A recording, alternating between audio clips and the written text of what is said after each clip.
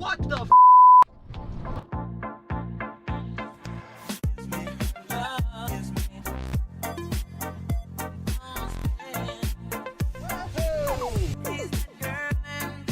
All right, I'm here for my 5 o'clock pickup appointment. I thought I saw my car when I pulled into here. Ah, there it is, I think. We'll see if this dude's grabbing it right now. Pretty sure that's her. God, I hope. It looks pretty mint. So this was a total, that's gotta be it. The spec, everything. This was a total impulse buy. I won it for 225 bucks. It's a 2008 Seville. There's a lot going on. This guy's waving, that dude's... Let me see what this guy wants. I just figured out what he was doing with the hand dance there. I guess the single trailers, which is me, are getting loaded out here. So anyways, 2008 Caddy Seville.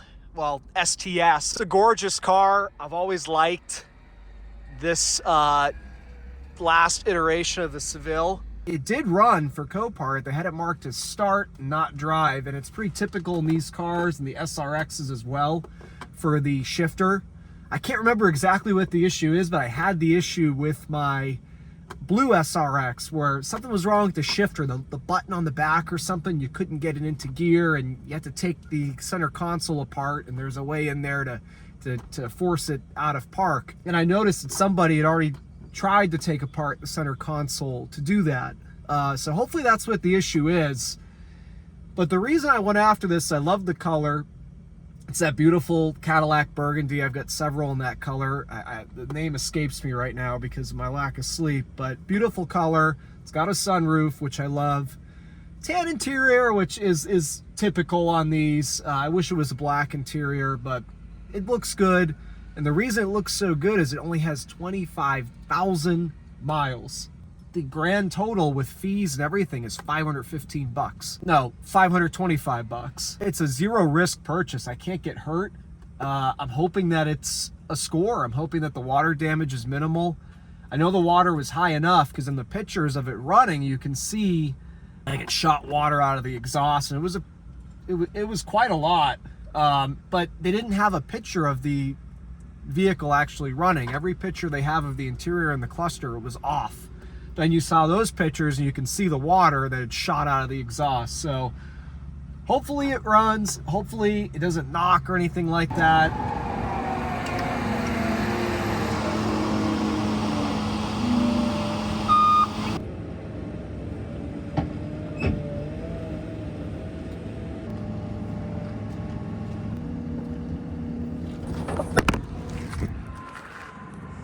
All right, so far it looks pretty damn good. The headlights tell the story here of the mileage, especially here in Florida. Those are definitely low mileage headlights in terms of their clarity. Also the Cadillac crest, lots of rich color in there. Typically with sun damage down here in Florida, those will start to look like this. And you can see, of course, I've got my Escalade towing this Caddy in proper fashion.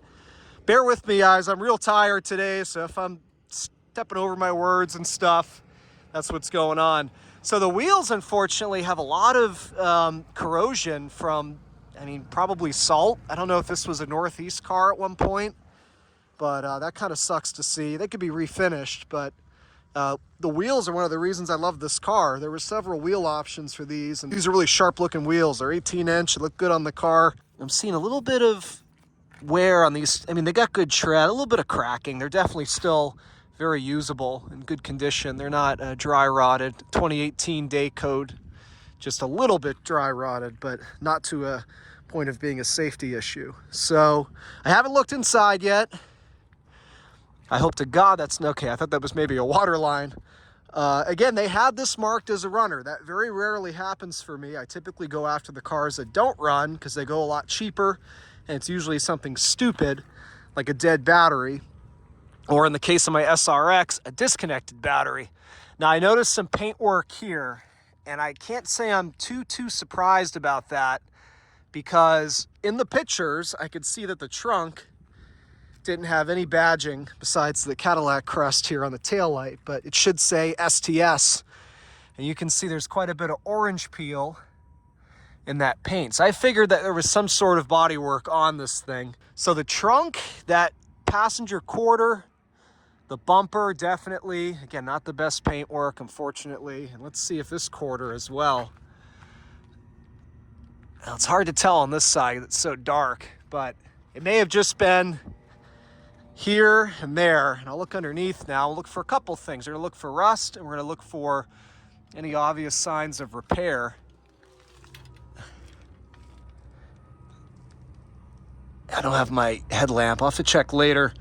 It's got some minor surface rust on stuff. Could be from the flood. Could be that this car was up in the Northeast at some point. Nothing horrible by any means. This would be sold as a rust-free car up in the Salt Belt. So nothing too concerning there. The big thing's gonna be the inside. I didn't see any mold in the pictures, but a lot can change in a few weeks. I don't know how long this has been here at Copart since the hurricanes. Same situation with the tires back here. Same tread, 2018 date code, same brand. Love when they're all matching. All right, what do you guys think? Oh, they get the door taped shut. It's interesting because they do this to prevent mold, but then somebody went and closed the door. They usually leave them open a crack. Oh, okay, thank God. All right, let's see what we got. Any odors, any mold? No, it smells like a new Cadillac in here. It's got that, I remember when these cars were new, and it has that smell. Still, that nice new leather smell. When I saw this interior, that was one of the reasons I was so tempted to buy this thing. Look at the seat. Very minimal wear. Of course, a little tear here in the perforation. That happens regardless of mileage. It's just so fragile if you get something sharp in your pocket. So we got dead seat motors. They're trying to work. I hear they're just locked up, but they've got power. I bet you if I gave them a good whack, I could probably get them to come back to life. So we know the water had to be in here a little bit for that to happen to the seat motors. And there was no obvious water line in the pictures of this thing on Copart. I'm trying to see if I see one now, and I don't, at least yet. Usually you'll see them in the door jambs or the rain can't wash them away. I'm not seeing one yet, unless it was really, really low. But again, it had to be high enough to kill the seat motor. So they had this as a runner. I love when they come with CDs. I get something to listen to on the way home. Got the books, got the DVD for the nav. Let's see here. And we'll see what's wrong with this guy.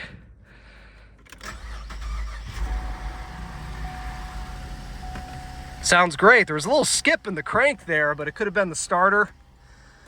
Maybe the starter's got salt water in it. I know you guys are thinking you should have checked the oil. They already started it. So what difference would it make?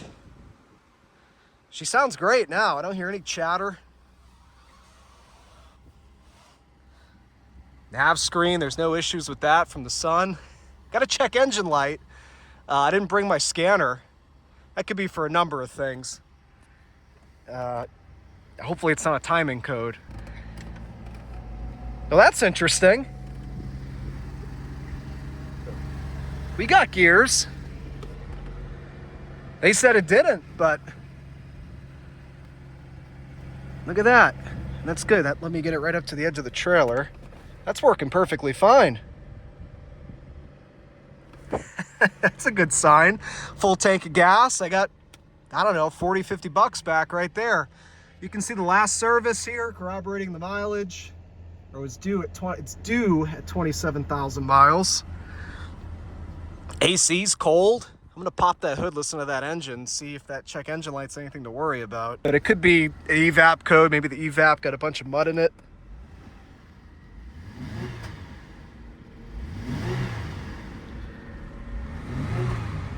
Little smoke coming out the exhaust. I don't know, hopefully that's just from, I know there was water in it, like I said, based on the pictures. Radio works. I mean, again, there's no odor in here. Let's go listen to that engine. That's really what matters most here. Make sure that thing's not a chatterbox. A little smoky. Doesn't smell like coolant or anything like that. That was not an issue with these cars. They didn't have head gasket issues.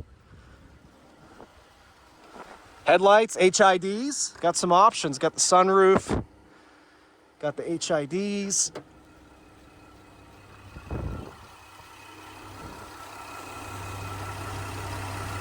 Sounds pretty good to me. She's running smooth as silk. I'll have to get those codes when I get home. Now I'm dying to know what they are. I got a good battery and have to put power to it. Oil looks good. It's looking like a nice 25,000 mile car. Awesome that it went into gear. I wonder why it didn't go into gear for them. The bumper, I think, this front bumper's been painted. Oh yeah, you can see the sanding marks right here. Arrow or something. So anyways, I'm gonna get this thing strapped down because Copart's closing here in like 30 minutes. I'm either gonna haul this thing home or I'm gonna stop at my shop down the street. I haven't decided yet, and take a closer look at her. Still a little smoky. There could still be a fair amount of moisture in that exhaust, but that's more of like a, I don't know. I know there was a lot of moisture in that exhaust based on their pictures, so I'm gonna hope that's what it is. Let's get this thing down the road, take a closer look at her, wherever I am. All right, so I jumped back in the car because it had the auto locking turned on. As soon as I stepped away, it kept locking, and I didn't want the alarm going crazy as I was towing this thing down the road. But I went and pulled out the window sticker. Now, this almost looks like, I guess this has to be the new window sticker. Yeah, 2007. Because the way this cheaper, like plasticky, usually was if you're a certified pre-owned or something, the dealership would print it out. But this is the new window sticker. You can see this was a $58,000 vehicle in 2007. Calculate that for inflation. You're getting up towards six figures. This is the performance trim, so they were able to beef up these, they squeeze a little more power out of these 3.6s. If you look here, it's a 300 horsepower 3.6. So you can see here, now this is the performance trim. It's got some options on it. I mean, it's more than $10,000 than what the standard base price would have been. Luxury package, luxury collection with the HIDs, you get the nav, all-wheel drive, and the crystal red paint. That's what it's called. So it's a little bit different than some of the other ones I have, but they look similar. Yeah, $11,000 of options. Performance disc brakes, got the sunroof, got the Bose. Pretty sweet. Okay, so a couple developments here. I decided to stop at my warehouse. I noticed that we have no more check engine light. A couple of key cycles, it went away. So that's a great development. Here we go. I wanted to start recording in case I screw this up. I got that AC cranking and it feels good. Just in case I end up losing it, I want to see if I can zoom this out a little bit. Now it zoomed it in. And it's not so zoomed in. I don't think I'm going to give it away anybody's home address here. It's definitely like a barrier island. West Coast, Gulf. So we know obviously it was in the hurricane zone. It was flooded. What do we got? Just give me a city. All right, so wait a minute. We're up by Tampa. Yep, that's Largo area. The other development, two more developments. For one, the smoking greatly reduced as I had it running. So I'm hoping there's just some remaining moisture pushing itself out of the exhaust. And the last thing I figured out off camera, because I had this big bright spotlight on. Do you guys see what I see? Water line. Right here. Not bad at all. Matter of fact, when the doors are open, that's below the sill of the body. So the water didn't come in over the door sills. It must have came up through the floor. It seems to happen more often than you'd think because I did pull the carpet up and it is wet. There is some water. It's nothing crazy. I'd say it's comparable to how my SRX, the white SRX was that I picked up just a few weeks ago. About the same amount of water. Wherever the SRX was actually with Sarasota, definitely flooded deeper because that's taller, and yet it got, you know, about the same amount of water. This area where this was flooded, not bad at all. They got maybe a little over a foot of flooding, so Really, really low water line. Happy to see that. I'm gonna go ahead and get this thing home and get it off the trailer. We'll take it for a drive. All right, everybody. So I didn't film it. I just thought of that now, but it's not anything particularly interesting. I hosed down the whole undercarriage with salt away. And this is the same night I brought it home. I just couldn't resist making this thing clean. I didn't like to think, you know, you can see there's a fair amount of surface rust. A lot of this might have been pre-existing. I mean, this is too much rust to have been from the flood. Too much rust too soon. But I didn't want that. Being that there was probably already existing rust, you add salt water to that, and that rust is certainly going to get worse a lot quicker. So now it's just water coming out of this. I'm just hosing off the salt away. But I hit the whole undercarriage with salt away. I pressure washed it first to try to get the bulk of the salt off. Then I used the salt away to get rid of whatever might be left. And you can see I got into every nook and cranny. In the subframes, and the control arms, way up into here. Anywhere I possibly could. The rocker panels, I sprayed into the rocker panels. I sprayed into the frame rails. Like I said, now I'm just rinsing off the salt away. I also used Goof Off to remove the adhesive from how they tape the doors slightly open to let the car air out. And I also hosed down the engine bay, both with pressure and salt away. You can see some of the remaining salt away there on the crank pulley and on the catch pan down there. So I'm just hosing everything off, and then I'm gonna hand wash the car. I'm just carried away, I can't help it. I wanna see how she looks all cleaned up. And then I'm gonna go ahead and take it for a quick drive, and that'll be it for tonight. All right, here we go, first drive. I have yet to feel this shift first to second. I've only moved it slow speed. So let's see what it does.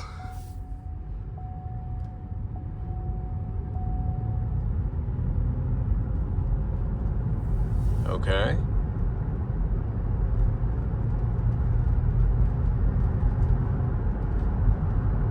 Feels good. I know some of you are already saying, Al, there's gotta be water in that transmission and you're destroying it. I don't know what that was in the road. And you're destroying it with every moment you run that engine. It's always a possibility.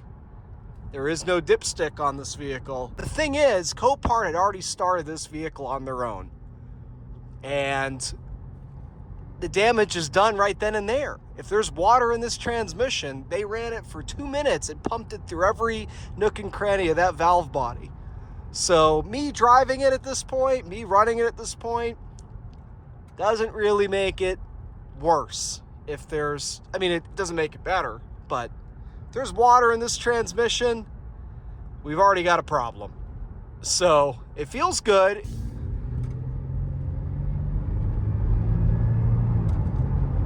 All right, so now she's shifting golden.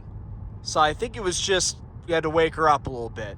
She's been sitting. I don't know how long she was sitting before the flood. I know it's been sitting over at Copart for probably about a month.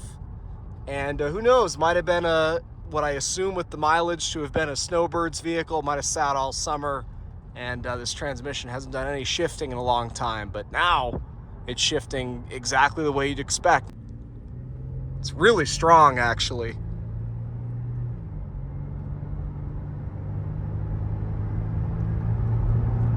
I'll tell you what, that 3.6 feels pretty peppy in this car.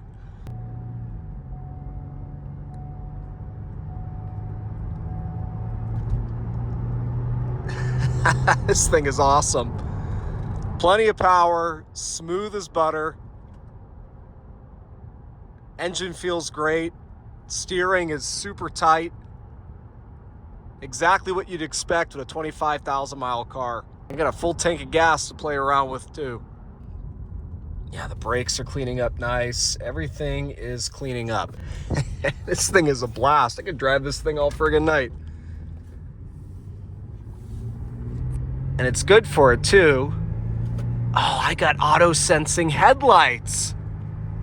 That I saw the big kind of camera looking thing up in the mirror. I figured it had to be something like that. Anyways, guys, I don't want to have a video of me just pointing at my dashboard for all of eternity. Let me drive this thing around a bit more, and I'll give you guys a look at her in the daylight tomorrow. All right, so here she is just the next day after I picked this thing up from Copart. And I was able to show this to you guys really quick because it really doesn't need much. As you saw, when I picked it up at Copart, it started right up. It was listed as a runner, but it was not listed as a driver, meaning it would not go into gear for Copart. But as you saw, I had no issue putting it into gear. I've tried it several times. It was either mislisted by Copart as a start only, or maybe for some reason the little button on the back of the shifter got jammed up. But somebody at some point had been trying to get this thing into neutral because that center console trim was popped off. That was in the trunk, and I popped it back on because I'm not having any issues with that shifter. You guys also saw that I thoroughly cleaned the undercarriage with Salt Away, the engine bay as well, and I gave the outside a wash. I removed the tape that Copart puts to keep the doors open a crack for things to air out, but this car really didn't even need that. They do that with everything. It's standard procedure if it's flooded. But as you saw, I also discovered the water line, and it was very low, somewhere around here. Obviously, I've removed that now. But all I'm going to have to do with this vehicle after this part one is pull out the seats, which I'll show you in a moment. They actually do work. The water was not high enough to affect the seat motors. But I'm gonna have to pull out the seats, pull out the carpet, clean it, clean the floor of the vehicle, throw it back in. That's how low the water line was on this vehicle. Not much water got in. So after I do that, this vehicle will be done. It's not having any other issues. That check engine light hasn't come back. I did pull the code, and as I kind of suspected it would be, it was an evap code. Honestly, I think it was like the gas cap. It was something really stupid, and it hasn't come back on. No timing codes. I know some of you are aware that these 3.6 engines, these earlier ones like this car, can have issues with the timing chains and the timing chain tensioner. This thing runs absolutely perfect. No issues there. I don't suspect it'll have any for a long time, and it really isn't that bad of a job on these engines. With 25,000 miles and this being a toy in my collection, it'll be many, many years before I think I need to worry about that. And so that's the fate of this vehicle. I have no intentions on selling it. It's a great addition to my Cadillac collection. I think anybody would be hard pressed to find one of these with 25,000 miles. Part of me wishes it was a North Star car, but the 3.6 in this is juiced up a little bit because it's a performance package. So 300 horsepower. I mean, I was driving around last night, as you guys saw, and it was plenty of fun, plenty of power for this car. So I'm happy with it. I love the way it's optioned out. I love the way it's trimmed out. Love the color combination. A black interior would be really cool, but the tan interior looks great as well, especially that it's in such great condition. And so I haven't even, all I did was there was a couple of dirt spots on the seats that I wiped off, and I gave it a quick vacuum just for this portion of the video. But that's all it's needed. The interior is in flawless condition. There's one crack here on this plastic, which is a separate removable piece from the dash pad. And that's very typical down here in Florida on these cars, even if they were garaged. But absolutely beautiful condition otherwise. The seat. And by the way, as I was saying, so the front to back seat motor, I can hear that it's trying to work. I think that is probably not flood related. The water line, as I showed you guys, was only here. And I think the water may have seeped through the floor a bit under the carpet. I don't think there was ever standing water here in the interior. Or if there was, it wasn't very much. Because if you look here, the tilt motor is working. And I also tested the passenger side motor, and that one's working just fine, the front to back motor. So I think it's just a coincidence that that motor's not working. I don't think it's flood related. See? I mean, there is some rust on these seat tracks. They might have got a little bit wet, but the water was definitely not high enough to touch these motors. And even if you look underneath the seats, everything looks really good. There's no blue fuzzies, no corrosion coming out of any of these connectors. I think if I give that motor a couple of love taps, it'll come back to life. I'll be able to pull these seats out with no trouble at all. And so in terms of paint work, I mentioned when I first picked this up at Copart that I noticed some paint work on the vehicle. It's not horrible. There's a few spots where it needs to be wet sanded, but I believe they painted, they blended somewhere here in this door. all the way back to the trunk. You know, so this whole rear section here, the quarter panel, that door, I'm not sure if they went as high as here, but they definitely painted down here. It's pretty decent paint work. They made a couple of mistakes back here. You got some runs in the paint on this deck lid. This bumper, they didn't do that good of a job on. You can see the paint's actually starting to chip off, and it wouldn't do it that way from the factory. And, you know, it looks like they put this parking sensor back in incorrectly. So it's not the best work I've ever seen, but definitely not the worst. The trunk is definitely where they dropped the ball a little bit. You got some sanding marks in the deck lid, but all that stuff can be wet sanded. I would say after that's done, it'll probably look almost as good as GM's paintwork. It's not very noticeable. I think what makes it noticeable is that the STS badge is missing. I need to get one. Well, it would be a STS 4. This is an all-wheel drive car. And I had mentioned in the video earlier, you see all this corrosion on the wheels here where the clear coat's failing from corrosion underneath it, and being that the water was so low, the whole wheel wouldn't have been soaked in salt water. So I suspected this car probably had some northeastern history at some point, and I ran the Carfax on it, and sure enough, this car is originally from Chicago, which also explains why somebody got it with all-wheel drive. It does have some Chicago history, but overall, you saw the undercarriage. It's not very rusty by any means. It's got a little bit of surface rust on the control arms, the subframes, but the unibody itself is squeaky clean, the brake lines, all that kind of stuff. So I'm guessing this has always been a Snowbird's vehicle, and maybe it went up for Christmas here and there and might have picked up a little bit of road salt from time to time. But overall, very, very clean. I'd say it has about as much rust as any coastal Florida car that is just parked by the beach all the time. And so let me jump in here. I'll start up for you guys real quick, show you that everything's still working great. Came with 2 keys, this being a 2009. I think I called it a 2008 a few times. It's a 2009, so you have an actual fob without the key. My SRX, which is 2008, for example, has this as a clicker, but that has an actual physical key you have to put in. With this vehicle, it's keyless. You just put your foot on the brake, fire her up.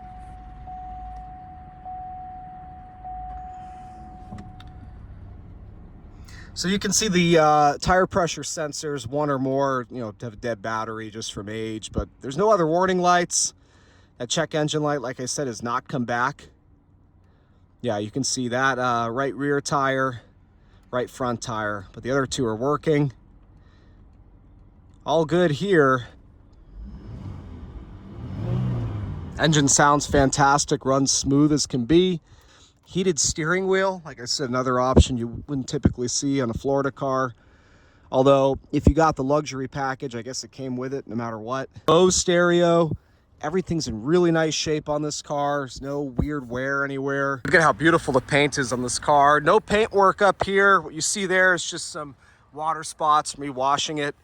But the front bumper has had some paint work. I don't think the entire bumper was painted. It looked like just this corner.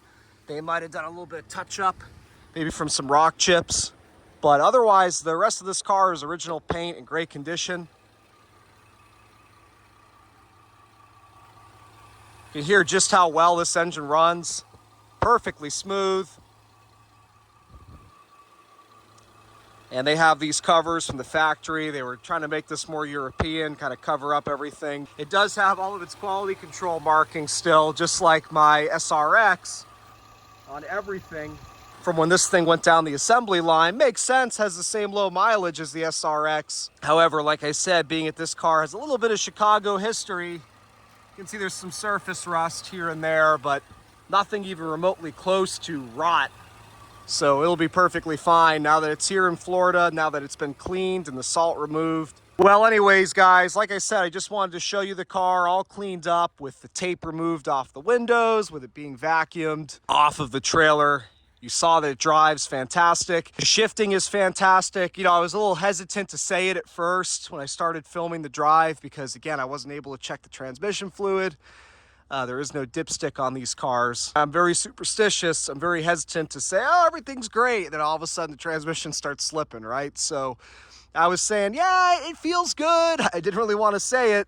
but there's no issues with this transmission. I'm 100% confident there's no water in it. I drove it plenty last night. These are some wheels of mine I'm actually selling from my M3, and I threw these in the trunk when I stopped at my warehouse last night. I forgot they were in here, but there was nothing interesting in the trunk. I'll close it out here. We'll keep this video short and sweet. There will be a part 2 on this where, again, I pull the carpets out, pull the seats out to get the carpets out. You guys have seen me do it many times.